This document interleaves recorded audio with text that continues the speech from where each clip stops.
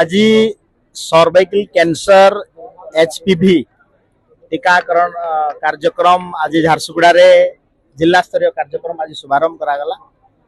एथिपाई मु भारत वर्षर यशस्वी प्रधानमंत्री नरेंद्र मोदी जी माननीय मुख्यमंत्री मोहन चरण माझी जी को बहुत बहुत धन्यवाद देवी। कार्यक्रम रे आमर माननीय विधायक झारसुगुड़ा टंक भाई उपस्थित थे। झारसुगुड़ा रे पाखापाखि आम आकलन करूँ जे 4,500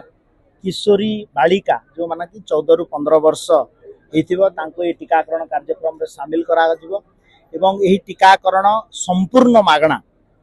आमे सरकार तरफ व्यवस्था करा जाउछि एवं गोटे भविष्य नुआ भविष्य पीढ़ी गठन करने आमे ये जो किशोरी झील मान टीकाकरण करूँ। आगामी समय जो मातृत्व 15 वर्ष पर हेबे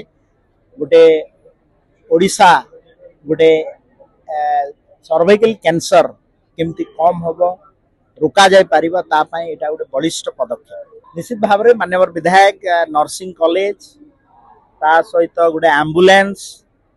आ गोटे डिमांड रखिछंती करथिले जे हमर मंगल बाजार हॉस्पिटल ईसीजी देबा पई काली संध्या बेले डिमांड रखिले आमे तुरंत ताकू मगैलु एवं आज गोटे ईसीजी मशीन मंगल बाजार हॉस्पिटल में दिया गला जार द्वारा कि प्रिलिमिनारी हार्ट चेकअप करा जाय पारिबो। ता सहित बहुत शीघ्र जिलापाल सहित आम कथा माननीय विधायक मत कथा एम्बुलेंस व्यवस्था हो मंगल बाजार हॉस्पिटल रे एवं नर्सिंग कॉलेज कथा जो डिमांड रखिछन ताको ई विधानसभा रे माननीय मुख्यमंत्री सहित कथा आम निश्चित भाव में पदक्षेप निश्चित भाव में ई वर्ष बजेट रे आम 6टा बर्न यूनिट पाई घोषणा करिछु। बुर्ला रे हबो, पुरी रे हबो, कोरापुट बरहमपुर रे हबो। ता सहित आगामी दिन में आम जेहेतु पाखरे अच्छी राउरकेला रे आम देखिकी निश्चित भाव में विचार करूँ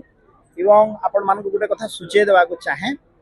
जे आम सरकार आसला पर झारसुगुड़ा रे दुईटी बड़ उपलब्धि गोटे है झारसुगुड़ा रे एते दिन धरिक पूर्व शासक थिले किंतु आईसीयू यूनिट नथिला। आम सरकार आसला बेले ये 16 मास भितर